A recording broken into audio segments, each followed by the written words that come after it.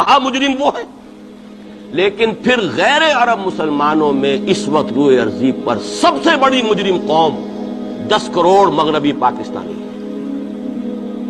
یہ میں ڈنکے کی چوٹ کہہ رہا ہوں اور بہت عرصے سے کہہ رہا ہوں، اس لیے کہ ہم وہ لوگ ہیں کہ جنہوں نے اسلام کے نام پر ملک بنایا۔ کوئی ملک دوسرا دنیا میں اس وقت اسلام کے نام پر نہیں بنا۔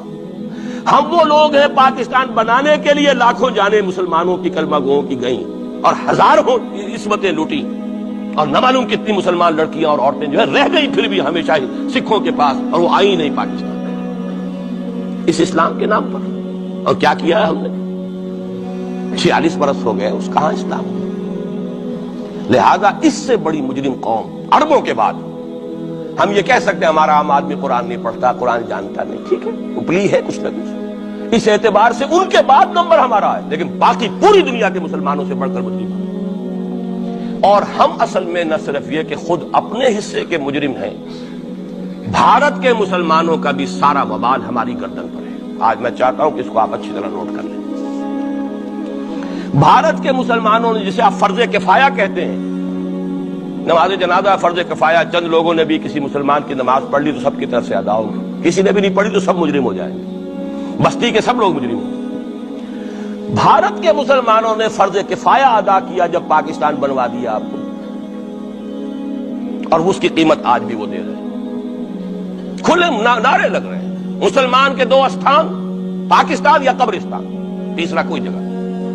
ڈنکے کی چوٹ کہا بابری مسجد کے بعد ایل کے اڈوانی نے، ہم ساری مسجدیں گرا دیں گے ہندوستان میں، کوئی مسجد باقی نہیں چھوڑی۔ ڈنکے کی چوٹ، اعلانیہ، یہ سب کچھ ہو رہا ہے، اور یہ نعرے تو نہ معلوم کب سے لگ رہے، اور نہ معلوم کب سے میں یہاں ان مسجدوں کے اندر بھی اور اپنی تقریروں میں غور کرتا رہا کہ کیا وہاں ہو رہا ہے، لیکن ہمارے تو کان پر جوں نہیں دکھتی۔ ہمارے تو وہی دھندے ہیں، وہی کاروبار ہے، اپنا بزنس ہے، اس کے سارے مسئلے ہیں، اس کی اپنی بلڈنگیں ہیں، اپنی موٹریں ہیں، اپنے ٹیلی ویژن ہیں، اپنے کئی کورسز کے ڈنرز ہیں۔ اللہ خیر صلی اللہ، ہمیں بحث کیا اسلام سے؟ تو بتائیے ہم سے بڑا مجرم کون ہوگا؟ آج جو کچھ ہندوستانی مسلمان پر بیت رہی ہے اس کا جرم ہمارے کندھے پر۔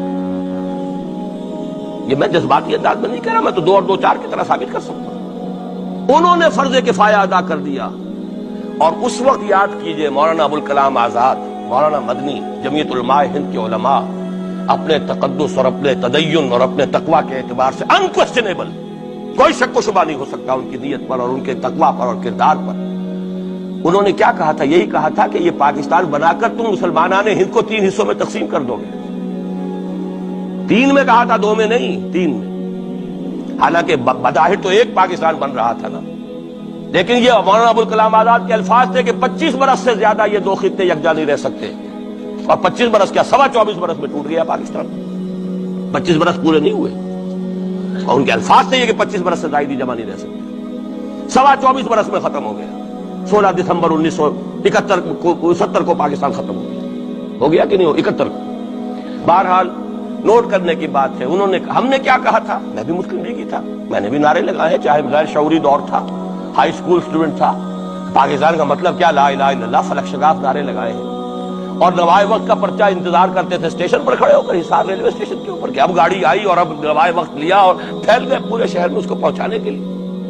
ہم کیا کہا کرتے تھے؟ ارے نہیں، 2 طرف سے پاکستان جو ہے مضبوط پاکستان ہوگا، ہندوستان میں کسی ہندو کو جرت ہوگی مسلمان کے لیے کوئی میلی نگاہ سے دیکھنا بھی؟ وہ سارے خواب کہاں گئے؟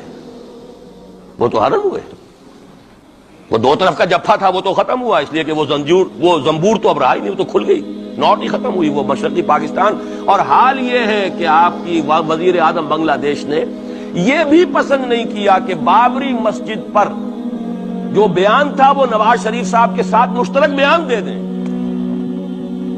یہ اشتراک بھی دنیا کے سامنے نہ آ جائے کہ مشرقی پاکستان سابقہ اور اس وقت بنگلہ دیش کی وزیر اعظم، اور مغربی پاکستان جو اب وٹ ریمینز آف پاکستان کے تحت صرف پاکستان ہے، اس کے وزرائے اعظم نے مشترکہ بیان دے دیا۔ یہ بھی نہیں آنا چاہیے، یہ حال ہے ہمارا۔ حالانکہ بات اپنی جگہ پر کوئی ایسی نہیں تھی، کوئی سیاسی نہیں، ایک مذہبی معاملے کے اوپر اظہار رائے کرنا تھا۔ انہوں نے کہا نہیں، آپ کے ساتھ مشترک بیان نہیں دوں گی، نہیں دیا اس نے۔ تو وہ جو تھا 2 طرف سے جفا، وہ تو سن 71 میں کھل گیا۔ جو ہمارا حال ہے وہ تو ہونا ہی تھا۔ یہ ملک بنا اسلام کے نام پر، اس کا استحکام ہو سکتا تھا تو صرف اسلام کی بنیاد پر ہو سکتا تھا۔ اسلام سے غداری کی لہذا یہاں تو اب قومیتیں ہیں، یہاں تو اب ایتھنک اور ریجنل اور نہ معلوم کس کس قسم کی اور لنگوسٹک جو ہے نیشنلٹیز ہیں، نیشنلزمز ہیں، وہ جو ایک امت ایک وقت میں بن گئی تھی، ایک قوم مسلم قوم ہندو کے مقابلے کے لیے، تو ختم ہوئی۔ اور حال کیا ہو گیا ہے، اس سے پہلے بھی کبھی کبھی ہندو مسلم فسادات ہوتے تھے، کیا سندھ سے مسلمان نہیں پہنچ جاتا تھا وہاں ریلیف کے لیے؟ کیا پنجاب سے اور سرحد سے مسلمان نہیں جاتے تھے؟ بہار نہیں گئے تھے؟ کیا کانپور کی مسجد شہید ہوئی تھی 1915 میں تو پوری ہندوستان سے مسلمان نہیں پہنچے؟ آپ کیا کر رہے ہیں؟ مندر گرا دیے، یہاں بڑی بہادری کا کام کیا، مندر گرا دیے، شرم سے ڈوب مرنے کا مقام ہے۔ یہاں بھی گویا کہ ہم اپنے عمل سے اسلام کی مخالفت کر رہے ہیں، اسلام تو اجازت نہیں دیتا۔ آپ کسی اور کے جرم کی سزا کسی اور شخص کو نہیں دے سکتے۔ ہمارے پاس تو یہ سیکریٹ ٹرسٹ ہیں، یہ لوگ ذمہ وہ اپنے آپ کو منواتے نہیں، لیکن ہمارے تصور سے، اسلام کے تصور سے ذمہ ہے۔ ان کی جان، مال، عزت، آبرو، ان کی عبادت گاہوں کی حفاظت کا ذمہ ہے ہمارا۔ ایک بڑی بہادری کی ہے، ذرا سوچئے تو صحیح کیا دنیا نے سوچا ہوگا، اور نتیجہ کیا نکلا؟ اگر کسی درجے میں بھی بابری مسجد کی شہادت پر کوئی دنیا میں کوئی رائے عامہ ہو سکتی تھی کوئی ہندوستان کے خلاف، ختم ہو گئی۔ جو انہوں نے کیا 10 گنا تم نے کر لیا۔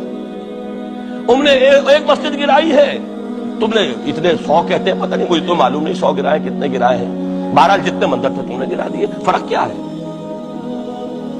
ایک کردار ہے تمہارا، ایک ہی تمہارا اخلاق ہے، ایک ہی تمہارا معیار ہے، کوئی فرق ہی نہیں۔ بلکہ وہاں تو کم سے کم یہ تو رہا ہے، دنیا کی آنکھوں میں دھول ڈالنے کے لیے کم سے کم یہ کہ فارن منسٹری جو ہے اس نے ریزائن کیا، ہم نے مان لیا کہ ہم نہیں کر سکے، ہم مجبور ہیں، حالانکہ سب ان کی اجازت سے ہوا ہے، بلکہ ان کی ملی بھگت سے ہوا ہے۔ لیکن یہ کہ کلیان سنگھ نے فوراً استعفیٰ دے دیا، منسٹری ختم۔ پھر وہ بھارت کی مرکزی حکومت نے اور بھی پارٹیز کو بھی بین کر دیا، اور اس کے بعد یہ ہے کہ انہوں نے حکومتیں بھی 3 اور صوبوں کی توڑ دی۔ وہ تو سرخرو ہو گئے پوری دنیا کی جو رائے عامہ ہے، ہم اس کے سوا کیا کر سکتے ہیں؟ ہمارا ایک دستور ہے، دستور میں جو بھی صوبائی حکومت ہوتی ہے اس کی اجازت کے بغیر ہم فوج بھیج نہیں سکتے۔ وہاں پہ صوبائی حکومت تھی، اس نے ہمیں یقین دہانی کرائی تھی، سپریم کورٹ کو بھی یقین دہانی کرا دی تھی کہ مسجد کو کچھ نہیں ہوگا، تو ہم تو اس کے اوپر ڈیپینڈ کر رہے تھے۔ ہے سب جھوٹ، سب کو پتا تھا جو کچھ ہوگا، اندر خانے ملی بھگت تھی، لیکن یہ ہے کہ کم سے کم انہوں نے فیس سیونگ کے لیے ان کے پاس مواد موجود ہے، آپ کے پاس تو وہ بھی نہیں۔ آپ کے تو اخبارات نے لکھا ہے کہ کارپوریشنز کے ٹریکٹرز جو ہے گئے ہیں گرانے کے لیے، اور وزراء جو ہے، ایک وزیر کا نادر پرویز کا تو نام آیا ہے، اخبار میں خبر تھی، ہم نے بھی پڑھی تھی، فوٹو بھی دیکھا تھا کہ وہ خود ہاتھ میں پھاوڑا لے کر جو ہے وہ مندر گرانے کے لیے چلے۔ یہ جو صورتحال ہے جان لیجئے، اس وقت میں آپ کو بتانا چاہتا ہوں، ہندوستان کے مسلمان پر تو جو قیامت بیت رہی ہے۔ میں نے اپنا ایک تاثر کچھ عرصے پہلے یہاں شاید بیان کیا تھا، رہا ہے میرا تاثر، اور وہ ہے اصل میں وہ لاسٹ سپر جو ہے انجیل میں جس کا تذکرہ ہے حضرت مسیح علیہ السلام نے جو آخری کھانا رفع سماوی سے قبل کھایا ہے اس باغ میں جہاں روپوش تھے اپنے حواریین کے ساتھ۔ تو اس میں یہ الفاظ آئے ہیں، میں نہیں جانتا صحیح ہیں غلط ہیں، وہ ایک علیحدہ بات ہے، کہ آپ نے وہ روٹی توڑی اور کہا کھاؤ، eat and this is my flesh, یہ میرا گوشت ہے، کھاؤ۔ اور اس کو کہتے ہیں وائن، کوئی مشروب ہوگا جو بھی ہوگا، ڈالا کہ پیو، drink and this is my blood. میرا احساس ہمیشہ یہ رہا ہے، اس کے بعد کچھ مان پڑ گیا، جب یہاں مسلمان نے یہاں مارا ہے اور کچلا ہے اور زندہ آگ میں جلایا ہے، پھر بات ختم ہو گئی، میرے دل کے اوپر سے وہ احساس ختم ہو گیا۔ وہاں ہندو کے ہاتھوں جب مسلمان کے ساتھ یہ کچھ ہوتا تھا تو پھر جب میں کھانا کھاتا تھا محسوس کرتا تھا کہ میں ہندوستانی مسلمان کا گوشت کھا رہا ہوں اور ہندوستانی مسلمان کا خون پی رہا ہوں۔ یہ ہمیں عیش جو یہاں حاصل ہے، جو آرام حاصل ہے، جو ہمیں یہاں پر سہولتیں حاصل ہیں، جو معاشی اس کی کاسٹ پر ہے، اس نے آپ کو یہ ملک لے کر دیا اور آج تک اس کی قیمت ادا کر رہا ہے، اور ہم جو ہے عیش کر رہے ہیں، گل چھرے اڑا رہے ہیں۔ یہاں جس کے پاس 2 پیسے